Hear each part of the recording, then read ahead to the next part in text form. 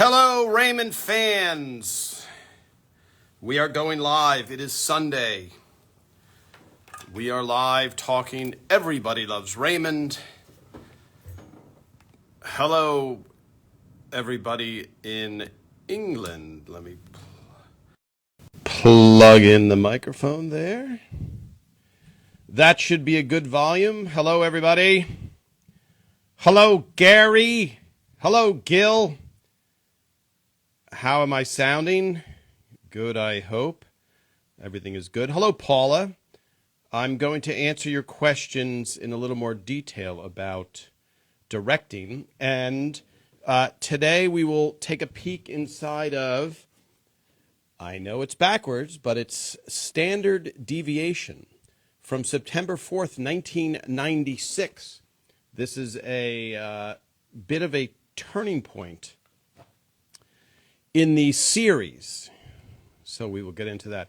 Hello, everybody. Yes. So Ken, last week we had a great visit with Ken Shapiro, who I see every once in a while at the Peter Boyle benefit, which is, I think, the first time that it's not happening is this year. And so Ken, I try and focus, obviously, on Everybody Loves Raymond, but Ken has some amazing stories, obviously, working on the Emmys and the Grammys and the Oscars. The Oscars, he won an Emmy for the Oscars, which could be confusing, but the reason Ken Shapiro, hello, everybody. Hello, Noah. This is Tom Caltabiano, writer on Everybody Loves Raymond for all 9 years, saying hello to you. I was talking about Ken Shapiro, our last week's visitor. Ken won an Emmy for the Oscars. And how does that happen? It's broadcast as a television show. And so at the award ceremony, he's up against whatever other live shows are. I don't know if the Emmys exclude themselves from winning an Emmy, because that would be a little bit self-serving. But out of fairness to them, they're not necessarily judged by people from the Emmys. So it is a possibility, and I should know because I did work on the Emmys. All right, Leo. For all you Canadians, ELR is now streaming on Netflix. Is that possible? That's awesome. So Netflix Canada, they must have made a separate deal. That's great, Leo, and I have no reason not to believe that that is true. So let's get into just that directing question. So if you guys watched last week, Ken was talking about, we were both talking about directing. So when you, great, Leo, as of November 10th, ELR streaming, ELR, yes, you can buy ELR on Amazon. So when they're directing a series, as opposed to a movie, okay, so a movie is one thing. So much of a movie is the preparation. On a TV show, when you have a single camera, so a single camera show is like Sex and the City. There's, what am I thinking? Desperate Housewives, stuff like that. So when a single camera, which is not Everybody Loves Raymond, it's impossible to have one director throughout because there's so much prep time for a single camera shoot because they have to probably go on a bunch of different locations and there's a lot of shots to work out. When you're on a sitcom, when you're on a multi-camera sitcom like Everybody Loves Raymond, the shots are almost the same every week. So Everybody Loves Raymond is a perfect example, All in the Family also, where it's the living room, Frank and Marie's kitchen and living room, Ray and Deborah's bedroom, stuff like that. So it's a very, very static is not the right word, but there's not a lot of different shots that you need to figure out. You don't need to go to a location. You don't need to go that. So that's why on a multi-camera sitcom, you can usually have a director directing the majority or a lot of those episodes because there's not this crazy workload to do each episode. So that's why if you pay attention to the single camera sitcoms that you like, you'll see that it's always different directors. And in a movie, it's really very much the vision of the director. And Ken and I talked about this last week. On a sitcom, the showrunner, in this case Phil Rosenthal, is king. Everything goes through them. So they are guiding the entire show. They are the through line. When you come down to the stage for something called a run-through, Phil, especially because he was very hands-on, would be directing the cast, would be doing a lot of blocking things that I can get into more. But that's the singular voice of the show, is the showrunner. When you're on a movie, the director, so when you have Steven Spielberg on a movie, it's his vision of every shot, and it's such a different animal. If Spielberg came in and was directing an Every Brothers Raymond episode, there's not really a lot that he can do as far as shots are concerned, as far as camera angles are concerned, because Every Brothers Raymond has a very specific look. And going back to I Love Lucy, that look is a very, what's known as flat lighting. So when you watch a movie, you can see very specific shots where, it's moody and it's this lens and the person's looking in and then they're approaching. I mean, I'm obviously speaking for an insane amount of body of work of all movies, but you can really control a lot with the camera. On a multicam sitcom, you have 4 cameras. The lighting is what's known as flat lighting. Everything is brightly lit because you have to move the cameras on the fly, and you can't have all of a sudden Patty Heaton is in the dark. Oh, hold on, let's relight her. On a movie, you do have that. So that's why you would think from the outside that if you had a different director each week, the show would be crazy different. Oh, this director likes to do this and this director, but that's not the case, especially on multi-camera sitcoms. All right. That was a very, Paula, I hope that helped answer and clear up why that is. Hello, yes, you love the show. Hello, Teresa on IFC channel. Hello, Jerry from the UK. Tom, in the episode Snowed In, does the network pay the Steve Miller Band to play their song Jungle Love? Yes, Leo. Okay, so that's a very good question. So whenever you use a song in anything, in any broadcast show, there's 2 sides of the song, which means there's the person performing it and the person who published it. So if Ray in the show is singing with Robert War, or at the end of I think it's the Big Shots episode where they go to Cooperstown, they're singing it. So there's 2 sides of a song. It's called publishing, and performance is kind of the loose way of putting it. So the publishing is, if you wrote the song, then whoever sings your song has to pay you. And the performance is, if you play a Beatles song, you have to pay the Beatles. And if you sing a Beatles song, you still have to pay whoever owns that Beatles song.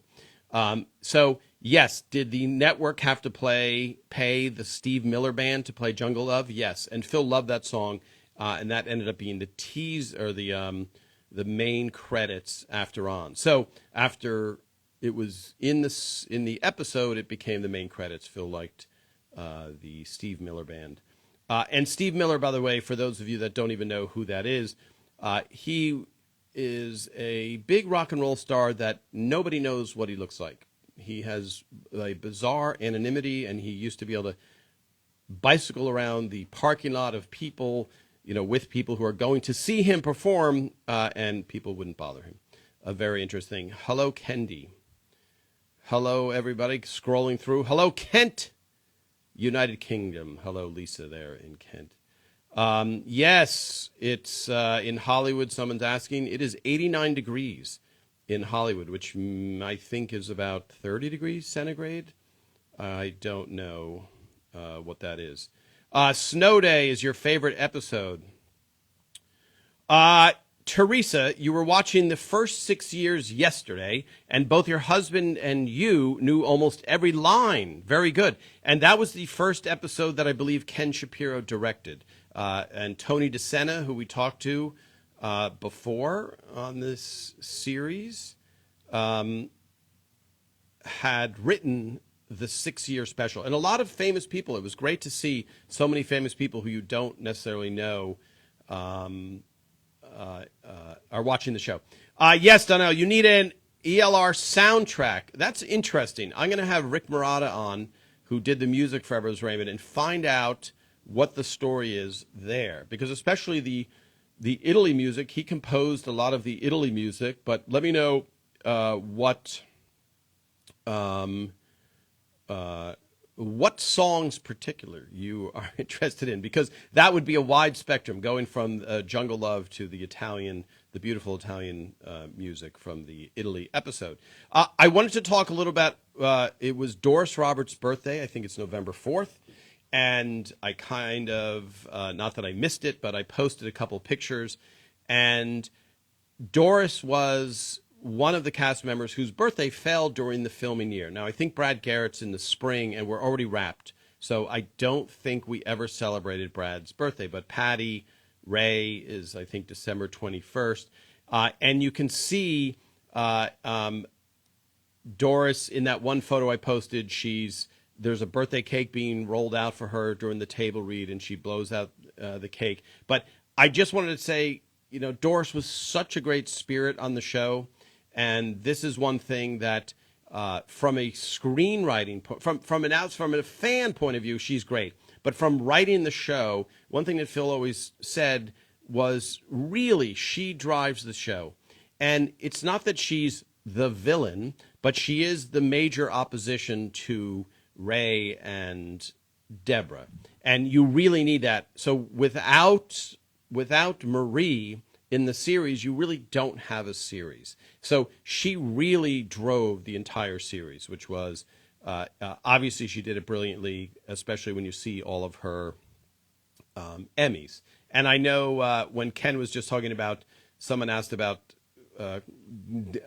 actors who are difficult. It wasn't that, because Doris was the consummate professional and knew her lines and obviously just performed them amazingly. I think that was more just what we said during the live thing is everything is so dependent on time and getting the next thing and next thing and next thing. So you have this domino effect if you can't, if you don't start on time. So as far as just performance and hitting it out of the park, I mean, Doris was fantastic, as well as obviously the rest of the cast. Now, when Christmas comes, when we get closer to Christmas, I'll post some pictures of Doris's. I posted some before. Doris always had a Christmas party that was called a greed party, where I know we've talked about this, where you hear different terms, but she would invite us to her house. And so the writers and the actors would go to her house on Christmas, and it was just a fantastic time. And I know people who have been watching these ELR 360 Lives, you see how much of a family this really was, the series. And that's not always the case. I would say it's very much often the exception. I was speaking to a woman who was an executive, and she worked on Raymond, and I was pitching a show to her years later, and she was talking about a show that she was currently working on, a drama, and she said they didn't even have enough people who could be in the room together to have a Christmas party. So I think Doris extended that feeling by opening her home, and her home had, at one time, James Dean had lived there. Not when Doris lived there, but years prior. And it's an older home in the Hollywood Hills, beautiful old home. And she had the most beautiful bar with all of her Emmys, which she kept having to make more room for because she kept winning Emmys. But great old Broadway posters and framed photos, and just really what you would hope Doris's home would be like. It was very, very homey. And again, I will post those pictures when it gets closer to Christmas. All right. Hello, Karen. Did Doris or Patty do any singing on stage? Patty has a good voice, I think, as she sang going up the stairs singing One Singular Sensation. Yes, Patty has a very good voice. And again, anything you sang costs the show money. And I know it's you want to just make the funniest show, but when that's the case, you have to otherwise you could sing songs anytime you wanted, and people would be singing all the time. But I think I mentioned once that we couldn't say the words "a spoonful of sugar." I don't know if we even got to makes the medicine go down. So Doris, I don't remember. Does anybody watching remember if Doris sang? I don't remember Doris singing. Now I do remember at Doris's birthday party one time. We were at a restaurant somewhere. I'll find pictures of that somewhere. And she was at the piano, and people were singing tunes. She wasn't playing the piano. I'm trying to think who else was playing the piano, but everybody was there. Great question, though. Yes, Patty can sing. Patty was very, very talented. And the rest of the cast, yes. So, goodbye, DWU. Yes, what was the funniest moment between the Peter Boyle and the rest of the cast? You know, there's a lot of funny moments that would happen. You're talking about behind the scenes, because during the show, if you watch them on YouTube, and we've talked about it before, the bloopers, you see people cracking up, and you just can't help but laugh. And so there's a lot of those. So I can't remember because there's so many. I do remember this, and I have a film of it, a video of it, and I will dig it up because it got one of the longest laughs, and it was a mistake. And it was an episode that Ray and I wrote at the beginning of season 1. It's called "Why Are We Here?" And there's a line. And I know the line was something about the baby will be born with a birthmark that's shaped like the food that the mother is craving while she's pregnant. Okay, does anybody remember that area of line? It was "Why Are We Here?" Season 1, final episode. Deborah's pregnant and Ray finds out it's twins, and we find out why they live across the street from their parents. Do you guys remember that episode? So, okay, Paula, yes, she sang "Somewhere Over the Rainbow" in the episode where they thought Robert was gay. I forget the name of the episode. Well, where they thought Robert was gay, there's a couple of hints about that. She's the one with the frog lady at the end. Marie comes out with that declarative statement, like just so, but it might not be that one because I think you would remember. Yes, so you remember that, a cannoli? Yes, a cannoli, right. Okay, so at the table read, and again, I have film of this because it was the first episode that Ray and I wrote together, and it was the season 1 finale. And so the line is, that's why, and I think it's Robert, that's why Robert was born with a cannoli on his ass. And Peter, by accident, said, that's why Robert was born with a cannoli up his ass. So Peter didn't realize it when he said it, but it just got the biggest laugh. And then he realized it, and he covered his mouth. But then the laugh was so gigantic. And I just remember that specifically because it was such a long laugh that there was no way that we were going to top that with a line that would happen afterwards. So that's just one of the events. I think when we have Ray on here, he will tell you some of the other stories. Yeah, that Peter, because Peter was, I think we've alluded to it before. Peter was a very gentle soul and very sweet guy.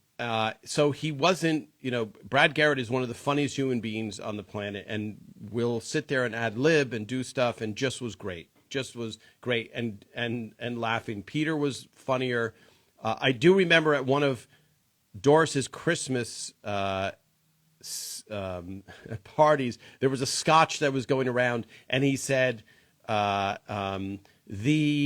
whatever the name of the scotch was, and Peter just said whatever the name was, the unpronounceable scotch, because for many of us in America, some of the names of the Scotch are very, very challenging. Leo, do the flashback shows take long to do and produce? No, they take exactly the same amount. There is no episode other than the Italy episode that took longer than the allotted 5 days to produce. You just can't. You can't do. Phil couldn't go to the network and say, "Hey, I need an extra 2 days for this," because okay, you need an extra $500,000. Why? And so you made sure, whatever you made, Leo, that if it was a flashback, it had to be doable within that time. And so it's a little bit more challenging just because of makeup. For example, Ray has his eyes pulled back, in that one flashback episode the first time, I think, with, I think, did I write that with Mike Royce maybe? I don't remember. But that would take a little bit extra time. But there was nothing that was nothing tough. Was Phil comfortable with Brad kissing Monica? I think so. I mean, it's Phil came up and Monica came up in acting. So that was a very, very normal thing to do. Yes, when is Ray coming on? I think I talked to Ray, and I want to have Ray's wife Anna come on with Phil's wife, which I think would be great, because we all enjoyed when Lou Schneider's wife came in. Lou Schneider, the writer, was visiting, and his wife popped in, and it's great to see that perspective. So when I talked to Ray about it, he doesn't have Instagram, so it's not on his radar. So I have to just figure out maybe when his wife comes on, Ray will pop in. He's happy to come in and visit with fans. It's literally just he does zero social media. He doesn't do Facebook, Instagram, anything, Twitter. He never looks at the stuff. So it doesn't even make sense to him. So he's not, if I said, "Hey, come to this room where we do interviews," then he'd be like, "Yeah, okay, I'll be there." All right. Yes. Was it Rainbow? Was it the She's the One episode where Doris Roberts sings "Somewhere Over the Rainbow"? That would be great. Patty Heaton, yes, cooks in real life. So we're in the episode where they thought, okay, scrolling back. Interesting, Donnell. You're saying Doris never sang. I do remember singing in the episode where she goes to work for the yes, Frank, that's right. She sang with Ray's real father and Phil's real father on Deborah at the Lodge. So did Doris sing or not? By the way, Peter Boyle had a great voice. Peter Boyle, there's an episode called 6 Feet Under that I think I wrote with Cindy Shupak and Steve Scrovan, who wrote Standard Deviation. The Standard Deviation here, let me see if Steve's, is this? Yes, so there's Steve's name backwards. Peter, in that episode, says a very funny line. He's singing in a karaoke machine, and he says, "Thank you very much, ladies and gentlemen. My wife thinks I'm in the bathroom." But Peter had a very beautiful voice, which was great. So basically, everybody could sing. I don't know. I'm assuming Brad could sing because he did great singing impressions. And I don't know if Ray, maybe when Ray comes on, we'll see if he can sing. And actually, now that I think about it, Ray loved doing karaoke when we would do stand-up comedy in Montreal.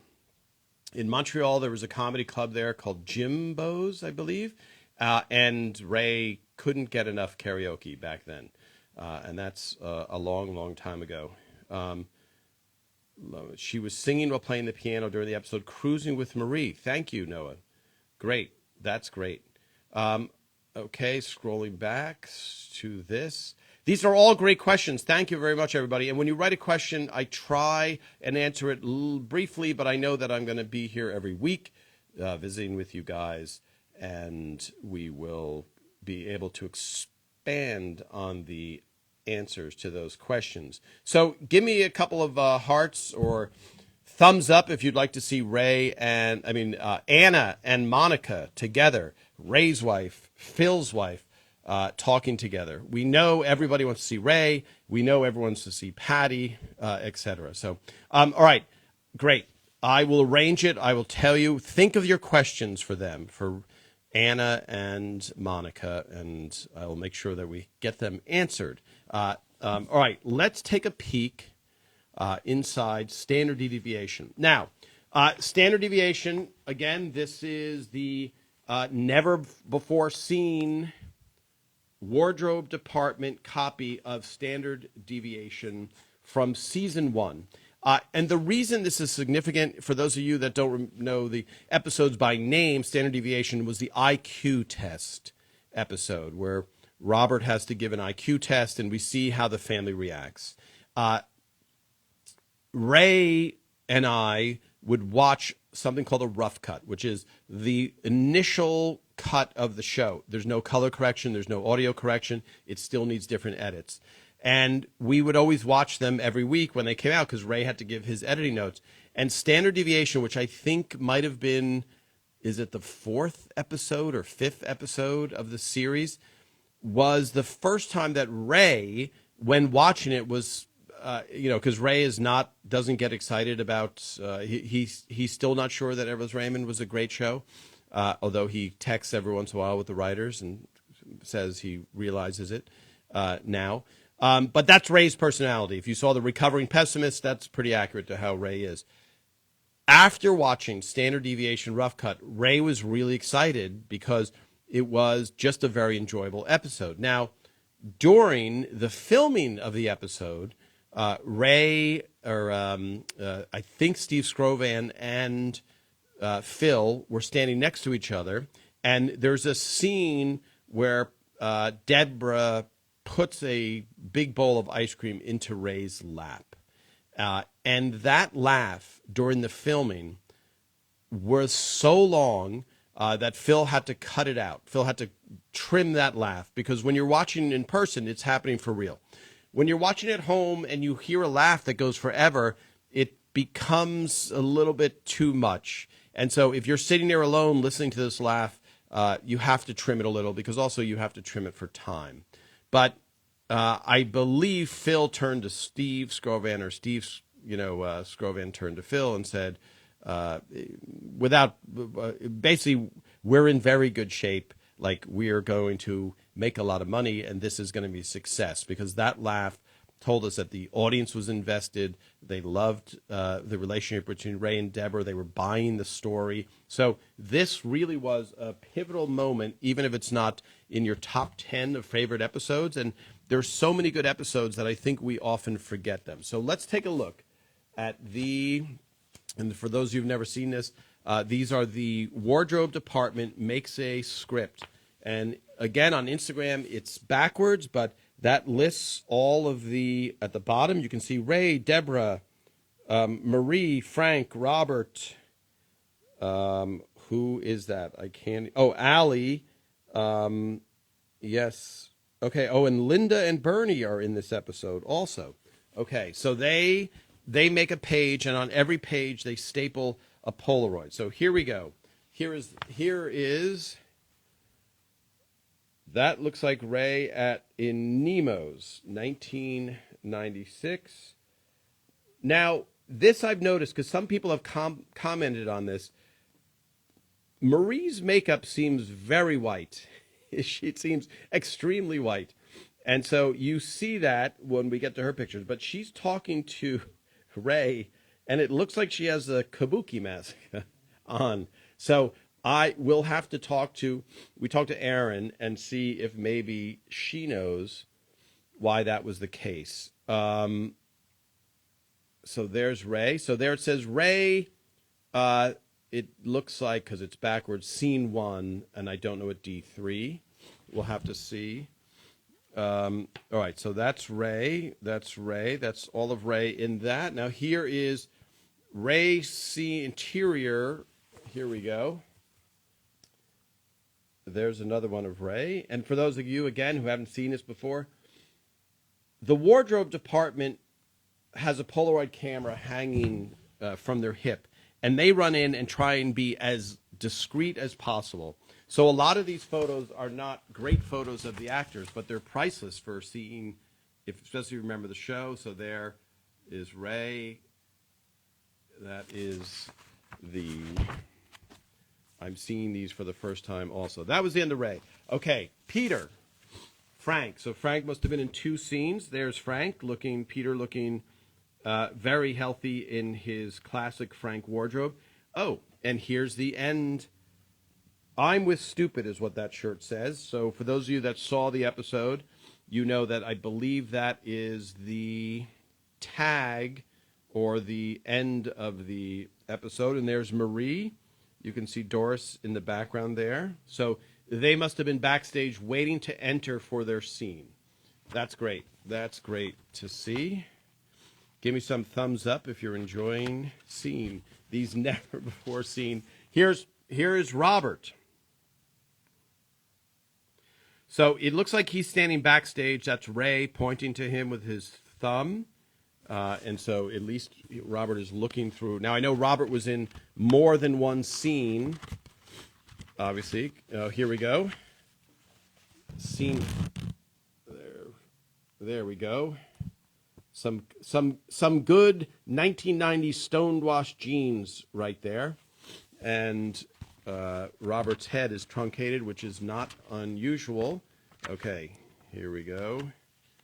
And I believe, was that the last scene with Robert? Was he only in 2 scenes? One wearing a police sweatshirt and one wearing a plaid shirt, perhaps. Here is Tom McGowan, who we'll be talking to again, hopefully December 5th. Bernie, interior Nemos. Looking very New York 1990s attire. That means Linda. That's interesting. So that's all the other. Here's Patty. Okay, so I don't know what this shirt is. It's a standalone shirt. So I have no clue what that shirt is. There is Patty. That must be scene A, the first scene. So this is the very beginning of the series, and I guess, I don't know the math, but I think Patty gave birth in June of that first year, so I don't think she's... Here we go. Slightly forlorn-looking, nice outfit. Here's Patty again. And if you look in the background, you can see... Sorry, trying to get rid of that glare. You can see... let's see. There we go. You can see Marie is in the background. Ray is in the background. Patty also showing her jewelry, what she's wearing, because you can see there are various close-ups of jewelry. So this must be scene D of standard deviation, and that is the tag. The tag is the last... there's 2 short portions of a show. There's the teaser, and then there's the tag. And so there you go, that's the tag, and that must be scene D with Patty. Great. Now, here's Marie. Oh, boy. Now, this really, it looks like she's wearing a face mask. Now, you can see Ray behind her. Is that noticeable to you guys in those episodes? Because it's really noticeable in these photos. And I don't think I ever noticed it before. But it's surprising. Now, this is before we went to HD. So when it went to HD, even though we always filmed on film, when it went to HD, they had to remake the wallpaper, etc. And Patty and they had these lights that went on top of the cameras.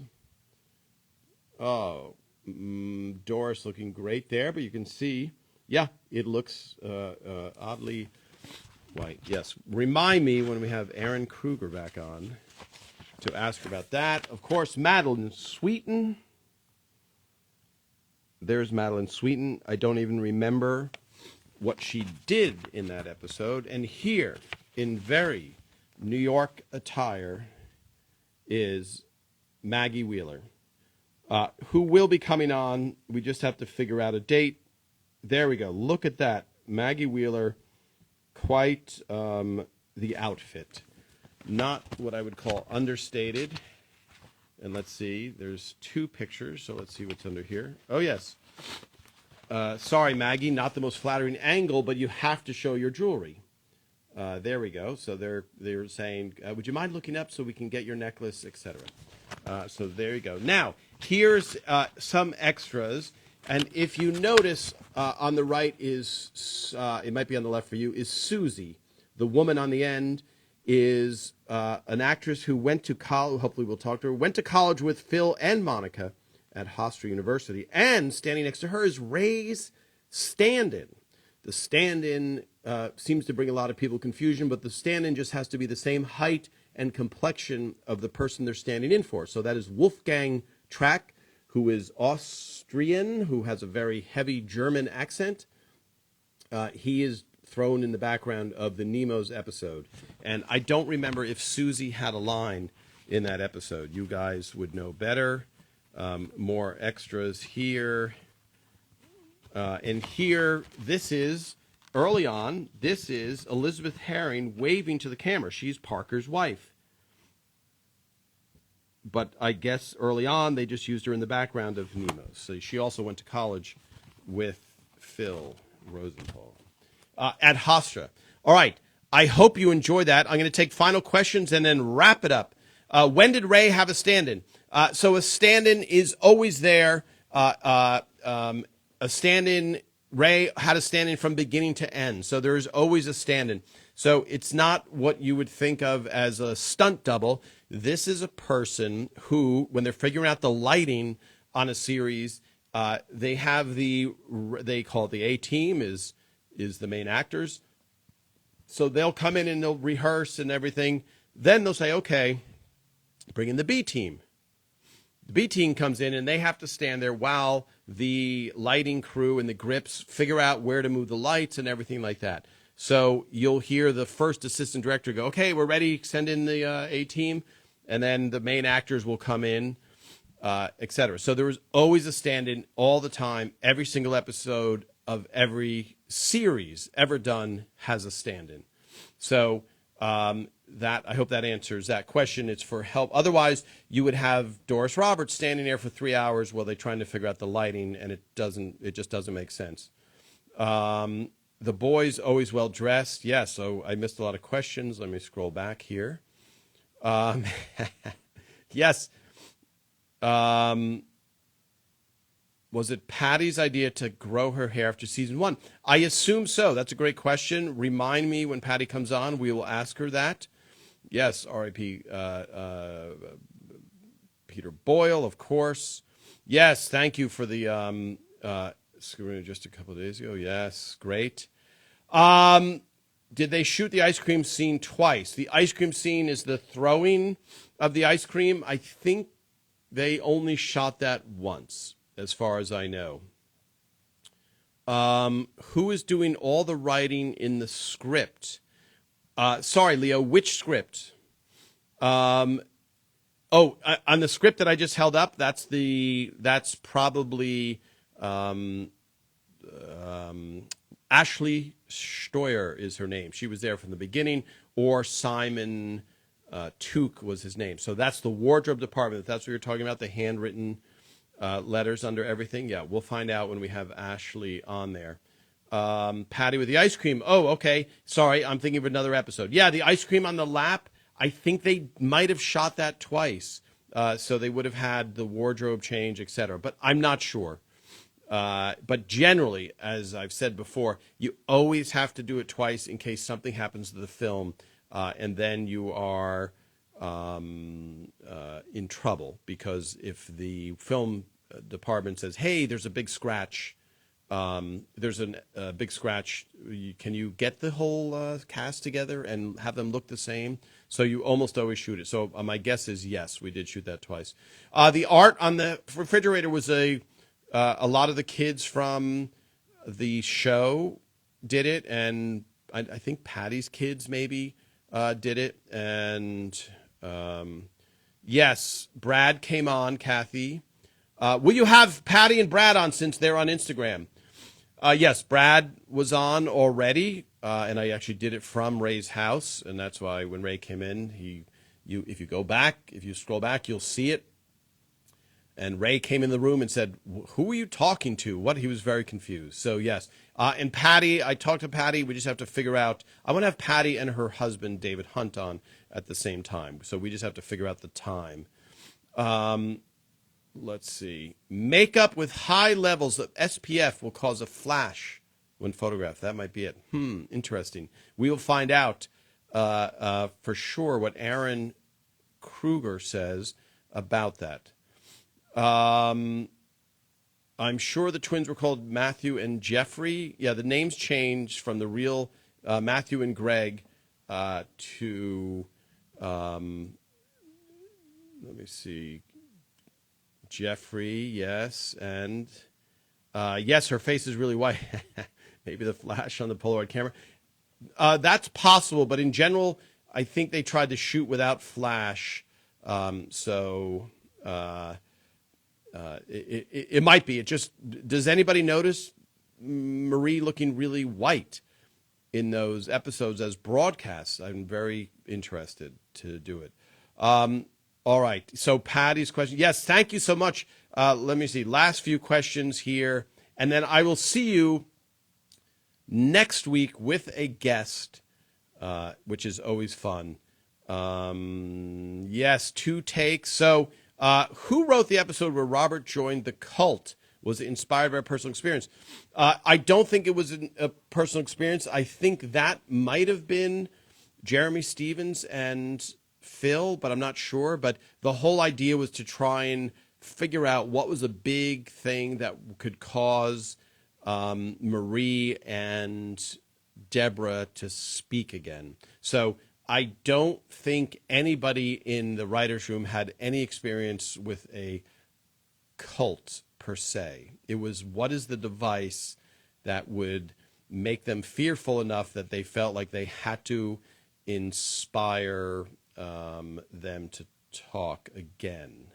So yes, Leo, I'll answer your grip thing, but the grip, the grips handle everything that holds up the lighting. So anytime you have to rig a camera to a car or anywhere, the grips do it. So the person who's the lighting person, the gaffer, says, "I want a light over there." The grip puts the light over there, makes it so the light's over there, but he doesn't actually touch the light or turn on the light. The grip doesn't. And so they do everything from rigging. Rigging means using anything to secure objects. So they really have to be a very talented person and crew to do stuff, especially on motion pictures where they're asking a lot of the camera and production. All right. Thank you very much, everybody. Let's see if we got one final question here. Is Ray really freaked out by blood? He doesn't love it, I would say. And I would say, yes, Tucker Cawley wrote The Cult. Okay, great. Yeah, that would make sense. And then I don't know, I forget who wrote the episode after that. But yeah, The Cult was a great episode. And you can see, if you look in The Cult in the background, you can see Ray's real brother, Robert, who's the school teacher. He's not a cop. He's a school teacher. He's in the background. Ray's assistant, Christy, is in the background of the Cult episode. She has blonde hair, and she's sitting there. And then the Cult leader is a picture of a guy who was actually an HBO executive. And Kevin Nealon's wife is the blonde actress in that series. So Kevin Nealon, the comedian's wife, is in there. There's a lot of trivia I just spewed out. All right. Thank you very much, everybody. We will see you next Sunday. Thanks for all the great questions, and keep them coming, and make sure you spread the word, because the more followers we have, the better it is. All right. Thank you. See you next week.